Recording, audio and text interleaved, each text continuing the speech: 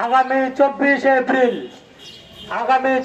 April আমির মজলিস আল্লামা মামুনুল হকের আহ্বানে ঢাকার ঐতিহাসিক সৌরজী উদ্যানে জাতীয় সমাবেশ অনুষ্ঠিত হবে। সেই সমাবেশে আপনাদের সকলকে অংশগ্রহণ করার আহ্বান জানাই। এই পর্যায়ে আপনাদের সামনে প্রধান অতিথির বক্তব্য নিয়ে আসছেন মাননীয় জাতীয় সংসদ সদস্য ফুলপুর তারাকান্দা আসন থেকে নির্বাচিত হযরত মাওলানা মুফতি মোহাম্মদুল্লাহ এমপি।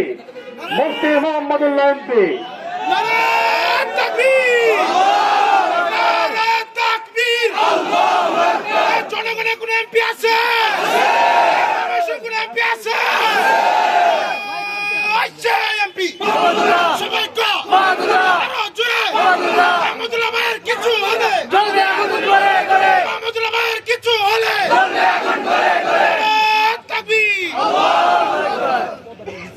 আসসালামু আলাইকুম ওয়া রাহমাতুল্লাহি ওয়া বারাকাতুহু।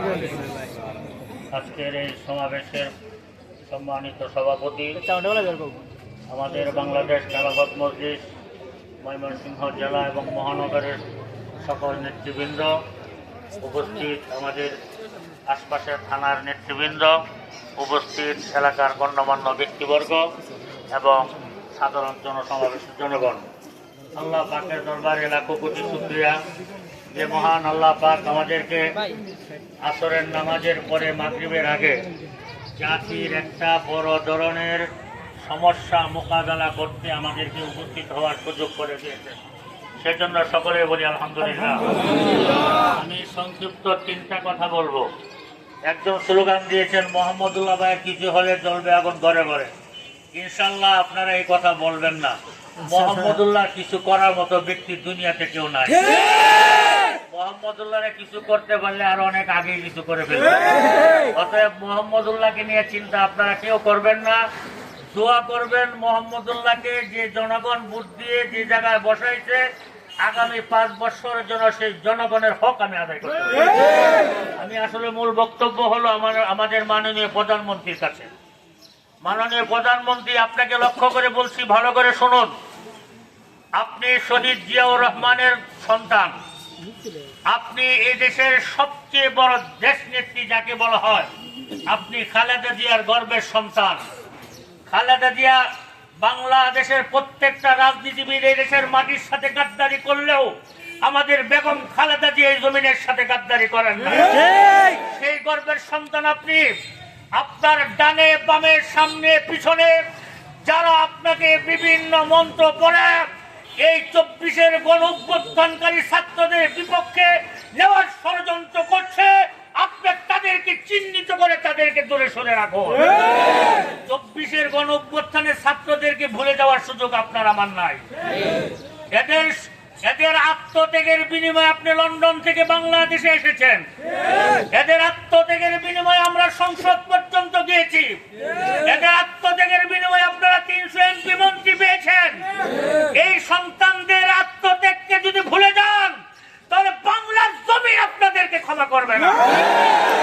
2 নম্বর কথা শেষ। 3 নম্বর কথা, আমরা বিরোধী দলে আছি, কিন্তু এটা মনে রাখবেন, এই বিরোধী দল আর সরকারি দল কিন্তু আমরা সবাই 17 বছর এক দলে ছিলাম। আমরা এই দেশের মানুষ যেমন শোষণের শিকার হয়েছে, প্রত্যেকটা রাজনীতিবিদের উপরে অন্যায় অত্যাচার স্টিম রুলার চালানো হয়েছে। সেটা আপনারা পজিশনে থাকেন আর অপোজিশনে, সকলের ক্ষেত্রে একই ছিল। অতএব আমরা চাই আগামী 5টা বছর এই ছাত্র জনতার এই রক্তটাকে সামনে রেখে, তাদের ত্যাগ তিতিক্ষাকে সামনে রেখে 5 বছর আমরা এই দেশটাকে গুছাবো, এই দেশকে সুন্দরভাবে পরিচালিত করব। আর যেন কোনো ফেসিবাদের জন্ম বাংলার জমিনে না। আমরা বাংলার জমিনে আর ফেসিবাদ দেখতে চাই না। যারা ফেসিবাদের ষড়যন্ত্র আপনার কান পড়া দেয়, তাদেরকে আপনার থেকে দূরে সরে রাখুন। দেশপ্রেমিক নেতা নেত্রীদেরকে আপনার কাছে টেনে আনুন। আমরা দেশপ্রেমিকদেরকে ভালোবাসি, আপনার আব্বাকে ভালোবাসতাম দেশপ্রেমিকের কারণে, আপনার আম্মাকে ভালোবাসতাম দেশপ্রেমিকের কারণে। আমরাও বাংলাদেশের আপামর জনসাধারণ আপনাকে ভালোবাসতে চাই, আপনাকে আমরা পক্ষে ধারণ করতে চাই। আপনি দেশপ্রেমিকের সঙ্গ ধারণ করুন। আমরা এখন একটু পরে আমরা মিছিলে বের হব। আমরা আমাদের বক্তব্যগুলো ক্লিয়ার করেছি। 1 নম্বর বক্তব্য, ছাত্র জনতার অভ্যুত্থান, যার উপরে হা এবং নার ভোট হয়েছে। হার পক্ষে ভোট আমরা দিয়েছি, আপনিও দিতে বলেছেন। যেই কারণে ভোট দিতে বলেছেন সেই কারণ চিহ্নিত করে কোন আইনের ঘেরাজাল দেখে আমাদেরকে দূরে রাখানোর সুযোগ নাই। এই দেশের জনগণ, ছাত্র জনতা এখন বোকা না, এরা আপনার আমার চেয়ে অনেক বেশি চালাক, অনেক বেশি বুঝে। ওরা যেটা চায় আমাদের মনের আশা আপনি পুরা করবেন ইনশাআল্লাহ। ইনশাআল্লাহ ছাত্র জনতাকে যত বেশি মূল্যায়ন করবেন, প্রধানমন্ত্রী মনে রাখবেন, আপনি তত বেশি সম্মানিত হবেন। ঠিক। কারণ আপনার নেতা নেত্রীদের হাজারো বক্তব্য ফেসবুক, ইউটিউবে আছে, আপনি দেখেন। এরা একবার না 1000 বার বলেছে যে আমরা যদি গণ অভ্যুত্থান না হতো, আগামী 100 বছর যদি রাজনীতি করতাম, আমরা মুখ দেখাইতে পারতাম না, আমাদের অবস্থান তৈরি করতে পারতাম না। কয়েকদিনের মাঠে এই 1500 ছাত্র রক্ত দিয়ে আমাদেরকে আমাদের জায়গায় ফেরত আসার সুযোগ দিয়েছে। আপনাদের পলাতক আসামিদেরকে বের করে নিয়ে এসেছেন, জেলখানার আসামিরা বের হয়ে এসেছে, বিদেশে থাকা লোকেরা দেশে এসেছে। এইটা একমাত্র অবদান হলো ছাত্র জনতা। এদেরকে ভুলে গেলে আমরা আপনাদেরকে ছাড় দিব না, এদেরকে ভুলে গেলে এই দেশের মানুষ আপনাদেরকে ছাড় দিবে না।